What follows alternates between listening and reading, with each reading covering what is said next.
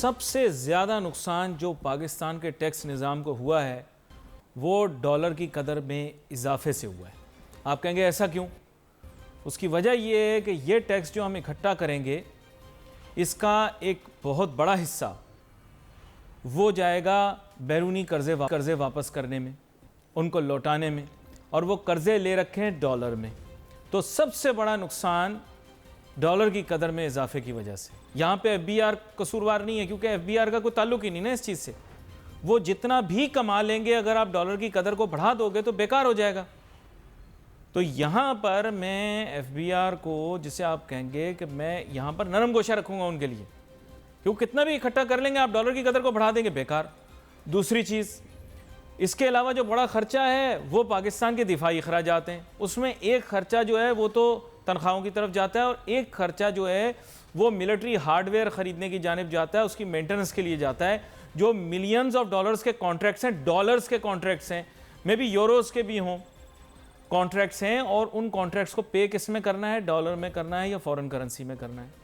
تو F B are جتنا بھی ٹیکس اکٹھا کر لے بھائی، یہاں پر دوسری سائڈ سے پیسہ سارا خرچ ہو جاتا ہے، آپ اپنا نقصان خود کر رہے ہو۔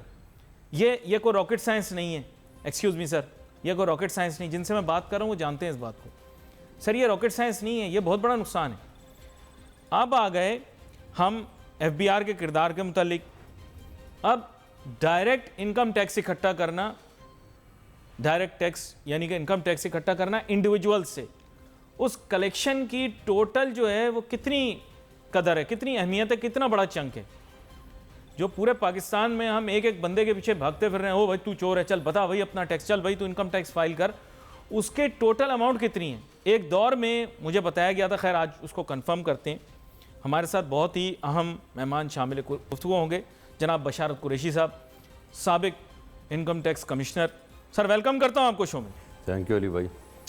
بشارت قریشی صاحب، وہ میرے ذہن میں کچھ ابھرتے ہوئے سوالات ہیں، اور آج آپ آئے ہیں تو میں ہمیشہ وہی موضوعات آپ کے ساتھ لے کر چلتا ہوں۔ سر اچانک میں نے دیکھا شبر زیدی صاحب منظر عام پہ آ گئے، اور انہوں نے کہنا شروع کر دیا کہ ایف بی آر میں بھی اور شاید ایف بی آر کے باہر بھی لوگوں نے انہیں کام نہیں کرنے دیا، طاقتور طبقات، ایف بی آر کے اندر تو نہیں، انہوں نے میرے خیال سو مینی ورڈز کہا، ورنہ وہ خود پھنس جائیں گے، ان کا تو کاروبار ہی ایف بی آر والوں سے چلتا ہے۔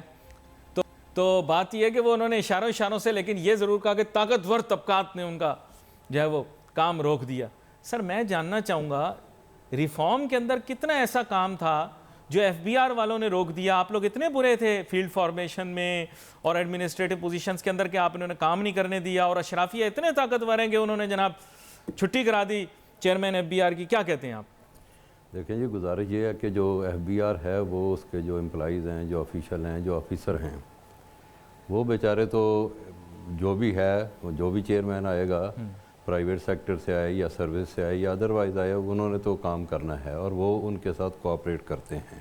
ٹھیک۔ اور شبر صاحب اگر یہ کہیں کہ میں باہر سے آیا ہوں تو شبر صاحب تھوڑی سی میں سمجھتا ہوں زیادتی کریں گے، وہ کبھی بھی باہر سے نہیں تھے، ان کی 35 ایئرس کی ٹیکس کنسلٹنسی تھی، اور وہ ہم سب لوگوں کو جانتے تھے اور ڈپارٹمنٹ کو بھی اس طرح جانتے تھے، اور ان کا ایک ریلیشن شپ فرینڈلی تھا ڈپارٹمنٹ کے ساتھ۔ تو میں نہیں سمجھتا کہ وہ اگر وہ ایسا کوئی کلیم کرتے ہیں کہ ود ان ڈپارٹمنٹ کو ریزسٹنس تھی، تو فیلڈ فارمیشن میں تو نہیں تھی، بہرحال بورڈ کے اندر سے کوئی ان کے خلاف کوئی ریٹ شیٹ ہوئی ہے تو اس کو فیس کرنا چاہیے تھا۔ ریٹیں تو پاکستانی کلچر کا حصہ ہیں، تو اس بات پہ اگر وہ رنجیدہ خاطر ہوئے ہیں یا فرسٹریٹ ہو کے چھوڑ گئے ہیں تو وہ میں نہیں سمجھتا کہ ایسی بات ہے۔ مجھے سمجھ نہیں آئی نا، دیکھیں بشارت صاحب، آپ تو ایف بی آر کے بڑے تھیسورس جس سے جانے جاتے ہیں، آپ ایف بی آر کے ایک تھیسورس ہیں، اور آپ سے سینئر بھی افسر جو ہیں وہ کہتے ہیں بھی بشارت قریشی صاحب سے کوئی چیز سمجھ نہ آئے تو پوچھو ان سے ہی جا کے۔ نہیں، یہ آپ کی مہربانی ہے، ایسا کچھ نہیں ہے۔ نہیں، لیکن میں آپ سے جاننا چاہ رہا ہوں نا کہ ایسی کیا رکاوٹ آ گئی، یہ کون رکاوٹ ہے؟ مطلب میں سمجھا نہیں سر۔ ریفارم جو ہے، جیسے بیسک ایک میں آپ سے بات کرتا ہوں، آپ انکم ٹیکس میں رہے بھی ہیں اور آپ کے ساتھ ہم نے اس بارے میں بڑے مکالمے بھی کیے ہیں، اور کافی دفعہ اس بارے میں بات ہوئی ہے کہ انکم ٹیکس کلیکشن جہاں تک انڈیویجولز کا تعلق ہے، یہاں پہ ہم کارپوریٹ نہیں، لارج ٹیکس پیئر یونٹ کی بات نہیں کر رہے، ہم صرف انڈیویجول انکم ٹیکس کی بات کریں، سیلری کلاس کی یا کچھ اور اس میں طبقات شامل ہیں، تو کتنی بڑی کلیکشن ہے اس کے اندر کہ اس کے اوپر اتنی ورک فورس لگانی پڑتی ہے، اور بہت ساری جگہ ایف بی آر کے اندر بھی ریزسٹنس ہے کہ بھائی اتنا زیادہ کیوں ریسورس ضائع کر رہے ہو؟ اس بارے میں کیا کام کیا انہوں نے، یہ بتائیں مجھے۔ دیکھیں جی، انہوں نے تو اس بارے میں کوئی ان کی کنٹریبیوشن نہیں ہے، لیکن وہ جس مافیاز کا ذکر کرتے ہیں یا جہاں سے ان پہ پریشر آیا تھا، میں وہ سمجھتا ہوں کہ وہ کچھ ایسے لوگ تھے جیسے انہوں نے آڑتیوں کا ذکر کیا، مڈل مین کا. مڈل مین پاکستان کا ایک بہت بڑا طبقہ ہے، اور مڈل مین میں جو پیسے لگے ہوتے ہیں، جو انویسٹمنٹ ہوتی ہے، وہ بہت بڑے لوگوں کی ہوتی ہے. ایک فرنٹ مین ہوتا ہے، وہ صرف فرنٹ مین ہوتا ہے، وہ اس کی اپنی کوئی حیثیت نہیں ہوتی، لیکن جو اس کے پیچھے مافیا بیٹھا ہوتا ہے وہ واقعی بہت طاقتور ہے. اور انہوں نے یہ جو ٹریک اینڈ ٹریس سسٹم لگانا چاہا تھا یہ سگریٹ والوں کے لیے، وہ کہتے ہیں سگریٹ میں بہت زیادہ ٹیکس ایویژن ہے. ظاہر ہے وہ بھی سارا KPK میں لوگ بیٹھے ہوئے ہیں اور بڑے لوگ ہیں اور ہر قسم کے لوگ ہیں، انہوں نے پریشر دیا ہوگا. میری شبر صاحب سے گفتگو ہوئی اگلے دن 3 جنوری کو، تو میں نے کہا جی اب آپ جن مافیاز کا ذکر کر رہے ہیں آپ کو ان پہ ہاتھ ڈالنا چاہیے تھا، آپ کو اللہ نے موقع دیا تھا، پرائم منسٹر آپ کے ساتھ تھے. پرائم منسٹر نے اپنی ایک تقریر میں کہا کہ میں شبر اور میں، یعنی شبر صاحب کا نام انہوں نے پہلے لیا، اپنا بعد میں لیا، کہ میں اور شبر مل کے ٹیکس کے نظام کو ٹھیک کریں گے. یعنی اتنی بڑی سپورٹ آج تک کسی چیئرمین کو نہیں ملی. پھر جنرل باجوہ صاحب بھی ساری دنیا جانتی ہے، it is an open secret, ان کو فیور کرتے رہے ہیں، ان پہ ان کی آشیرواد تھی. تو ان کو بہرحال انہوں نے کہا جی مجھے ایون میری جان کو تھریٹ تھا، رینجر کی گاڑیوں میں آتا جاتا تھا اور سب کچھ تھا. تو الٹیمیٹلی پھر مجھے یہ کہنا پڑا جی کہ انہوں نے کہا جی میں 5 کروڑ کا اپنا کام چھوڑ کے FBR کا چیئرمین لگا. نہیں میرا آپ سے ایک سوال ہے نا سر، اب میں تھوڑا ایک آبجیکٹیولی سوال کرتا ہوں اور پھر میں بریک پر جاتا ہوں، اس کا جواب آپ سے بعد میں لوں گا. بات یہ کہ سر مجھے یہ بتائیے گا، مافیاز وہ ہیں جو کہ لوکل ڈومیسٹک بزنس مارکیٹ میں کام کر رہے ہیں، وہ لوگ جو کہ ملٹی نیشنلز ہیں، جو پاکستان کے اندر اتنا پیسہ کماتے ہیں، لارجسٹ کنٹریبیوٹرز ٹو ٹیکس ہیں، جن کے بہت سارے معاملات آپ پکڑتے بھی رہتے ہیں اور رہے بھی ہوں گے ماضی میں، ان کے اوپر ٹیکس لائبلٹی کتنی بڑی؟ لیٹس ٹیک اے شارٹ اور بریک کے بعد واپس آ کے اپنی گفتگو جاری رکھتے ہیں.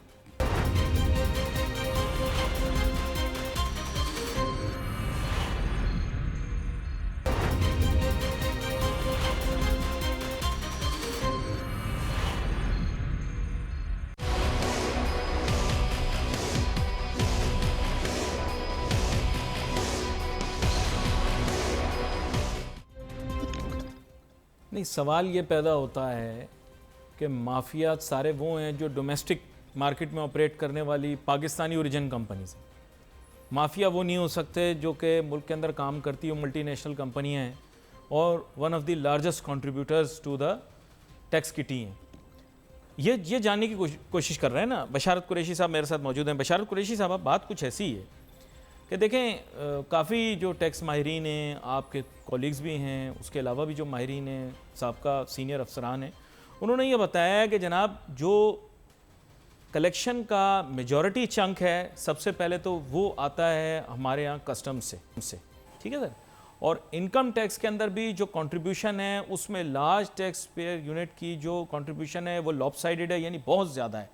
اور ملٹی نیشنل کمپنیاں اور بڑی کارپوریٹس اور بڑے کنگلومریٹس may be I don't know, آپ مجھے بتائیے گا، I think they are more than 50%، 60%، 70%، 80%، you choose the figure, اور ہمیں تھوڑا سا انلائٹن کریں. کیا کہتے ہیں آپ؟ یہ آپ کی علی صاحب آپ کی بات ٹھیک ہے کہ جو LTO اب یہ لارج ٹیکس پیئر آفیسر بن گیا ہے، یونٹ نہیں رہا. جی جی.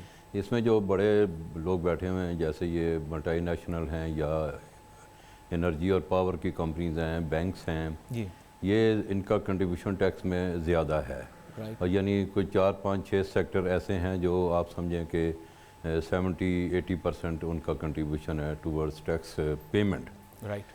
تو جو کلیکشن والی بات ہے وہ تو 70% ادروائز ود ہولڈنگ سے آ رہی ہے.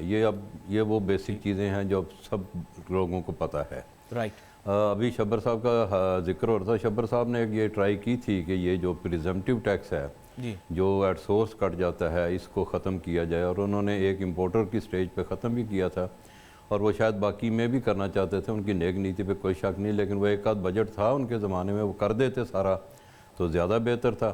لیکن یہ جو پریزمپٹیو ٹیکس ہے یا جو منیمم ٹیکس ہے یہ بہت بڑی ڈسٹارشن ہے. یہ حقیقی جو آپ کی ریئل انکم ہے وہ اس سے میچ نہیں کرتا. یعنی کہیں تھوڑا ٹیکس دیتے ہیں اور کہیں آپ زیادہ ٹیکس دیتے ہیں. آپ کی انکم تھوڑی ہوتی ہے لیکن پریزمپٹیو کی وجہ سے آپ پہ ٹیکس زیادہ لگ جاتا ہے، اور زیادہ بڑے کیسز میں آپ ٹیکس تھوڑا دیتے ہیں اور آپ کی انکم زیادہ جو ہے وہ جنریٹ ہوتی ہے. وہ مس میچ اتنا بڑا ہے کہ ہر 2 4 5 سال بعد آپ کو ایمنیسٹی اسکیم دینی پڑتی ہے. لوگ ایسٹ کریٹ کر لیتے ہیں, اس کو آپ جسٹیفائی قابو آتے نہیں وہ ایف بی آر کے. ایف بی آر والوں میں کیپیسٹی نہیں ہے, نہ ان کو ڈائریکشن کے دی جاتی ہے کہ آپ نے اس طرح سے کام کرنا ہے. وہ بیچارے ہیلپ لیس ہیں. ان کو جو بھی نیا ممبر آتا ہے, نیا چیئرمین آتا ہے, ایک پالیسی دیتا ہے, وہ بند گلیوں میں دوڑائے جا رہے ہیں.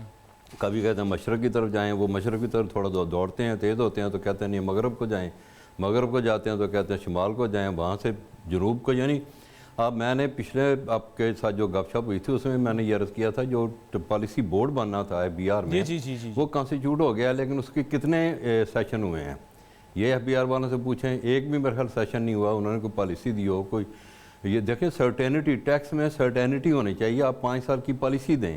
یہاں تو ایڈہاکزم ہے کہ اتنا بجٹ آ گیا تو ممبر صاحب جا کے چیف کمشنرز کو کہتے ہیں آپ نے اتنا دینا ہے, آپ نے اتنا دینا ہے, آپ نے اتنا دینا ہے. تو اس سے کیا ہوگا؟ اس سے تو کوئی نہ بزنس مین کو کوئی سرٹینٹی ہوگی, نہ ٹیکس کلیکٹر کو پتہ ہوگا کہ میں نے کیا کرنا ہے, اس کی ڈائریکشن کیا ہے. تو ایک تو سب سے بڑی بات یہ ہے کہ ایف بی آر میں جو پالیسی بورڈ بنا ہے اس کے کنٹینیوس اور کنسسٹنٹلی اس کے سیشن ہونے چاہیے, اور وہاں سے گائیڈ لائن آنی چاہیے, اور پرماننٹ کم از کم 5 سال کے لیے ایک پالیسی آنی چاہیے.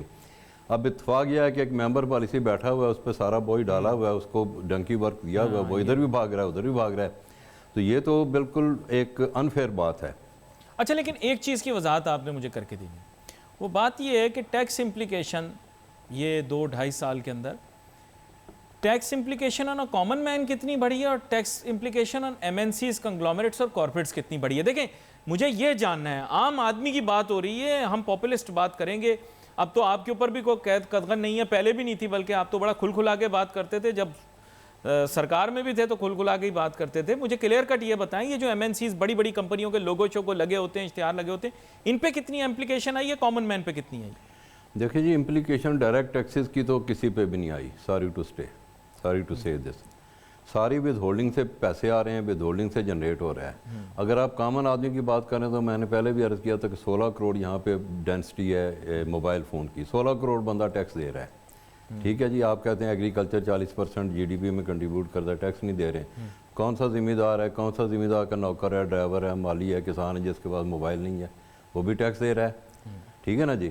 تو یہ جو آپ یہ کہہ رہے ہیں کامن مین پہ یا ادروائز ملٹی نیشنل کے اوپر ٹیکس کا انسیڈنس یا امپلیکیشن کیا بڑی ہے, میں نہیں سمجھتا کچھ بڑی ہے, سوائے یہ کہ ود ہولڈنگ سے جو ٹیکس آ رہا ہے سو آ رہا ہے. ایون آپ دیکھیں جب تک آڈٹ کی کیپیسٹی نہیں بڑھائی جاتی اور براڈننگ آف ٹیکس پیئر نہیں کیا جاتا پراپرلی جس کو کہتے ہیں, اس وقت تک یہ سسٹم ڈسٹارٹیڈ رہے گا. لیکن میں آپ سے پوچھنا چاہتا ہوں جی کہ اگر کوئی آتا ہے کہتا ہے بشارت قریشی صاحب مجھے ایک چیز بتائیں, جی کیا مجھے آڈٹ کرنی چاہیے XYZ ملٹی نیشنل کمپنی کی, یا مجھے جو ہے وہ شوکت کریانہ سٹور کی جو ہے وہ آڈٹ کرنی چاہیے؟ سر میں یہ جاننا چاہتا ہوں نا, جب بھی آپ نے ہاتھ ڈالا ہے بڑے ایم این سی کے اوپر تو اندر سے جو ہے وہ کروڑوں روپے نکل آئے ہیں. آپ کو خود پتا ہوگا کتنے بڑے بڑے اسکینڈل سامنے ہیں, میں کہنا نہیں چاہتا, ایف بی آر والوں نے پکڑے, تو کیوں شوکت کریانہ سٹور والے کو تنگ کر رہے ہیں بھائی؟ میں یہ پوچھنا چاہتا ہوں. دیکھیں جی, شوکت کریانہ سٹور والے کو کوئی نہیں تنگ کر رہا. اچھا. اور ملٹی نیشنل کا جو پراپر آج تک آرڈر نہیں ہوا, کچھ افسر ہمارے تھے وہ ریٹائر ہو گئے ہیں, اور ابھی بھی خیر ایل ٹی او میں بہت قابل افسر بیٹھے ہیں, اور اگر ان کو آڈٹ اس طرح دیا جائے کہ آپ نے 5 کیسز کا آڈٹ کرنا ہے سال میں تو وہ بہت اچھے رزلٹ دے سکتے ہیں. لیکن انفارچونیٹلی نہ تو ان کے پاس سپورٹ ہے کسی قسم کی, سٹاف کی کمی ہے, پیرا فرنیلیا نہیں ہے پورا, اور ان کو ٹائم بھی نہیں دیا جاتا. آڈٹ تو وہ ہوتا ہے نا جو سال میں آپ 2-4 بندوں کا آڈٹ کریں. یہ تو ہوتا ہے کہ 50 کیس آ گئے, آپ نے جو ٹائم لائن دیا جی آپ نے 31 مارچ تک کر دینا ہے, 30 جون تک کر دینا ہے, بیچارے کیا کریں گے, وہ الٹے سیدھے آرڈر کر دیتے ہیں. اب آپ اس میں بھی آپ کو میں گزارش کروں کہ جو ریئل انکم کا جو آڈٹ ہے نا وہ نہیں ہوتا. اب میں ایک مثال دیتا ہوں, میرے پاس اگلے دن کچھ لوگ آئے, وہ ان کی ایجنسی ہے یعنی سیکورٹی ایجنسی ہے رینجرز کی. ٹھیک ہے جی, انہوں نے کہا جی ہمیں 5 کروڑ ٹیکس لگ گیا. میں نے کہا جی آپ نے کیا کر دیا جو 5 کروڑ آپ کو ٹیکس لگ گیا؟ تو کہنے لگے یہ ہوا یہ کہ ہم نے جو سیلریز دی ہیں نا وہ انکم ٹیکس کی ایک شک ہے, 21L سیکشن ہے, جس میں یہ ہے کہ 15,000 سے زیادہ اگر آپ سیلری دیتے ہیں تو آپ نے بینکنگ چینل کے ذریعے دینی ہے اور بینک اس کے اکاؤنٹ میں جان کے امپلائی کی. انہوں نے وہ ساری سیلری جو ہے نا کیش میں دی, اور یہ فیکٹ ہے انہوں نے کیش میں دی, انہوں نے کچھ کھایا پیا نہیں, کچھ پایا نہیں ہے. اب ایک ٹکے کی وجہ نہیں ہے, لیکن وہ سارا آفیسر نے ڈس الاؤ کر دیا, اور آفیسر کو پاور ہے ڈس الاؤ کرنے کی. ٹھیک ہے جی. अब सारी उनकी इनकम तो खड़ी हो गई, लेकिन उनका एक्सपेंडिचर 100% नहीं तो 90% डिसअलाउ हो गया, टेक्निकली डिसअलाउ हुआ, यानी डीमिंग प्रोविजन के तहत। अब उनकी इनकम, उनको 5 करोड़ का टैक्स लग गया। अब आप इसको क्या रियल इनकम कहेंगे? यानी जो ऑडिट भी हो रहा है ना, वो भी सारा डीमिंग प्रोविजंस को लेके वो, यानी आपने यहाँ एक 21C एक बहुत बड़ी प्रोविज़न है जिसमें यह है कि जहाँ जहाँ आप टैक्स की विद होल्डिंग होनी चाहिए थी, अगर आपने नहीं की तो आपका वो टोटल एक्सपेंडिचर डिसअलाउ हो जाएगा। अब देखें ना जी, मैंने अगर नहीं की तो उस पर आप मुझे 10% मेरा टैक्स डिसअलाउ कर दें, 20% कर दें, टोटल को डिसअलाउ करना, जबकि मैंने वो एक्सपेंस किया हुआ है, यानी उसके बगैर मैं इनकम ही जनरेट नहीं कर सकता, मुझे इनकम अर्न ही नहीं हो सकती। ये ऐसे ही है जैसे आपके चैनल के सारे एम्प्लॉइज़ की सैलरीज डिसअलाउ कर दी जाए। तो ये इज़ इट पॉसिबल कि जनाब आपका चैनल चल सकता है बगैर एम्प्लॉइज़ के, लेकिन वो टैक्स लग गया है और उसको आप अपील में भी नहीं छुड़ा सकते। यानी टैक्स भी ऐसे ही ऑडिट हो रहा है कि डीमिंग प्रोविजन है, कंप्लाइंस नहीं हुई, चलें जी, छक्का लग गया। इस पर एक छोटी सी ब्रेक लेते हैं, ब्रेक के बाद वापस आते हैं, गुफ्तगू को जारी रखेंगे। Let's take a short break.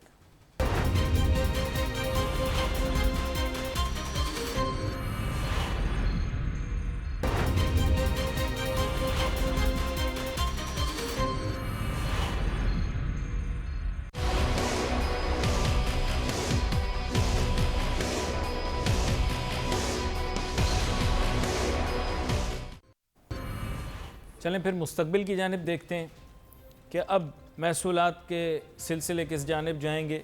बशारत कुरैशी साहब, अब बात ये, हमने ख़ुद के लिए महसूलात का एक हदफ बनाया है, एक टारगेट सेट किया, पिछले साल भी किया था, काफ़ी शॉर्टफॉल आया, लेकिन चलो वो तो एक मामला ऐसा मिल गया कि ना किसी ने हुकूमत को पूछा ना FBR को पूछा, दोनों ही चुपचाप एक कोने पर चले गए, अवाम भी कोने पर चली गई, किसी ने सवाल पूछा ही नहीं। इस साल फिर ज़ाहिरी बात है कि एक हदफ टारगेट रखा होगा। आपके ख्याल से क्या इस साल हासिल हो जाएगा, क्या कहते हैं आप? जी उम्मीद तो है। ये जो 6 महीने का जितना टारगेट था उसमें से सिर्फ 6 बिलियन शॉर्टफॉल है, विच इज़ नेगलिजिबल, और होपफुली ये टारगेट इस साल हो जाएगा। अगरचे कोविड भी चल रहा है, लेकिन ये है कि ये टारगेट हो जाएगा। तो आपके ख्याल से रियलिस्टिकली वन कैन से कि this time may be in years and years FBR will meet it's target? Hopefully जी इंशाल्लाह हो जाएगा। अच्छा, फिर इसके माने ये है कि फिर हमें मुस्तकबिल बईद के बारे में भी सोचना चाहिए। मुस्तकबिल बईद के बारे में सोचते हुए बात यह है कि मैं आगाज़ में एक बात कर रहा था, बशारत कुरैशी साहब थोड़ा ब्रॉड कर लेते हैं पर्सपेक्टिव। हुकूमत के तो बहुत सारे अखराजात हैं, और आपको मैंने पहले भी बताया कि ब्रेकडाउन में देखें तो उन अखराजात का एक बहुत बड़ा पोर्शन जो है वो हमें फ़ॉरेन एक्सचेंज, फ़ॉरेन करेंसी में अदा करना होता है। कलेक्ट हम पाक रुपीज़ में कर रहे हैं, पे अप हमने डॉलर्स में करना है, गर्दन हमने FBR की पकड़नी है। भाई कभी हमें FBR को भी थोड़ा रिलैक्स देना चाहिए। मैं FBR की गर्दन पकड़ूं, यार तुमने PKR में वो तो एक गहरी खाई है, जितना कलेक्ट करते जाएंगे आप पे कैसे करोगे अगर आप डॉलर की कदर बढ़ा दोगे? क्या कहते हैं आप? देखें जी, ये जो जहाँ तक फ़ॉरेन जो लोन्स हैं उनका जो अदायगी है वो आप ठीक कह रहे हैं कि सिर्फ FBR के बस का रोग नहीं है।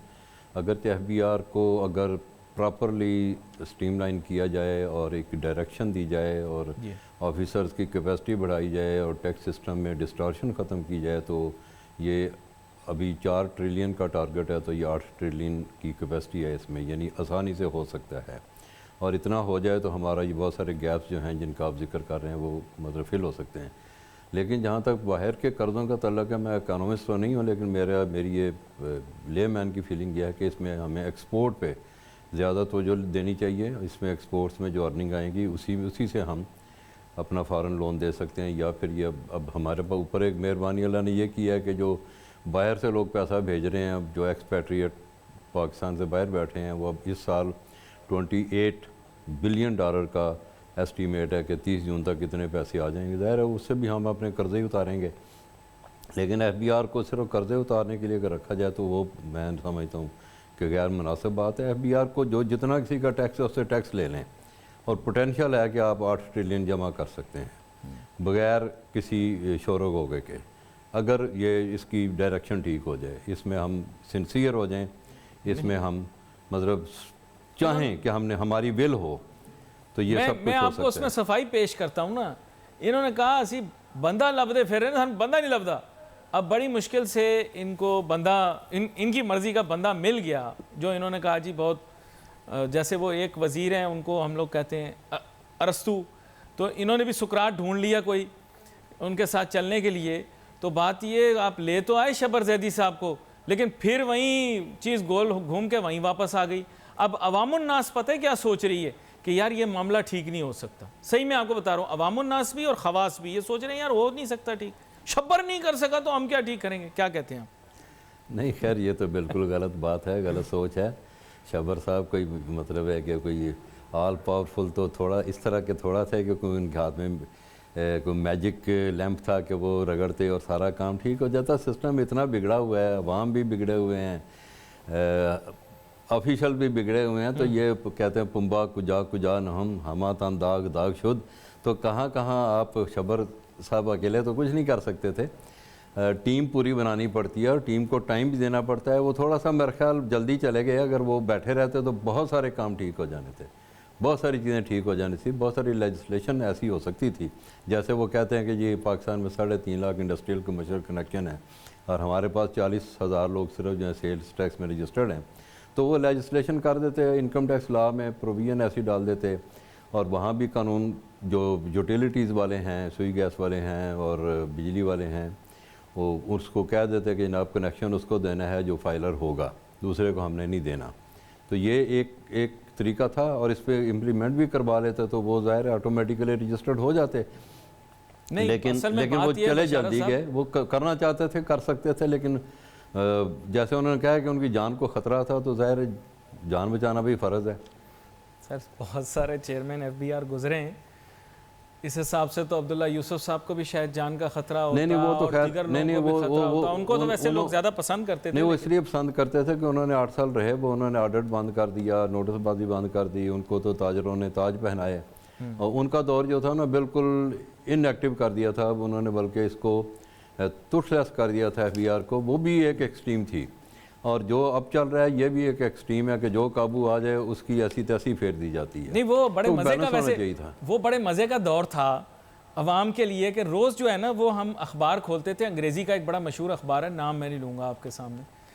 وہ بات یہ اس کا ایک صفحہ ہوتا تھا کامرس پیج، اس کو کھولتے تھے اس میں ٹوٹل یہی آیا ہوتا تھا کہ آج کتنوں کو چک کے باہر سٹ دیا، اس کو ادھر سے ادھر کر دیا، ادھر سے ادھر کر دیا. یعنی it had become such an interesting thing that every day you would open the newspaper and you would find out that there were transfers and postings going on in the FBR. یہ بھی بڑا interesting تھا بشارت صاحب، پتہ نہیں آپ نے یہ بھی ایک بڑا شغل ہوتا تھا اس زمانے میں. ان کے دور میں ویسے پوسٹنگ ٹرانسفر یا ایسی باتیں نہیں ہوئی تھی کہ وہ نہ ہی کوئی مطلب ہیڈ رولنگ ہوئی تھی. ان کے دور میں کوئی بندہ بھی نہیں نکلا تھا. اچھا تو بہرحال وہ ایک بنائن سا دور تھا، اللہ ان کو خوش رکھے. لیکن یہ کہ وہ ادروائز وہ بھی ڈسٹارٹیڈ دور تھا کیونکہ اس میں بالکل ایف بی آر والوں کو فارغ کر دیا گیا تھا کہ آپ بیٹھے ڈبل تنخواہیں لیں، کام نہیں کرنا، کام نہیں کرنے دیا گیا.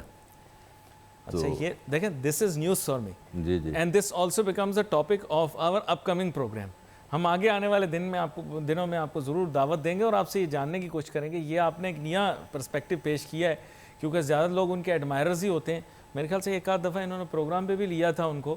تو جیسے آپ نے کہا کہ وہ لفظ جو آپ نے انگریزی کا استعمال کیا اس کے اردو میں ملائم معنی بنتے ہیں، تو بڑا ملائم دور گزرا وہ. تو خیر اس کے بارے میں آپ سے بات کریں گے اور آپ کا بہت شکریہ آپ شو میں آج شامل ہوئے. ہم نے اور بھی بہت سارے سوال پوچھنے تھے بالخصوص جو ابھی اس سال کے جو نظام کے اندر ہمیں ٹیکس پیئرز کی تعداد میں بھی شاید بہتری کچھ دکھائی دینے کی لوگ امید دکھاتے رہیں، اس پر بھی کچھ سوالات میرے ذہن میں ہیں لیکن اب وہ آگے آنے والے دنوں کے اندر آپ سے ضرور پوچھیں گے. Wait for your message on Facebook. یہاں پہ علی ناصر ہماری ٹیم کو اجازت دیجیے. اللہ حافظ.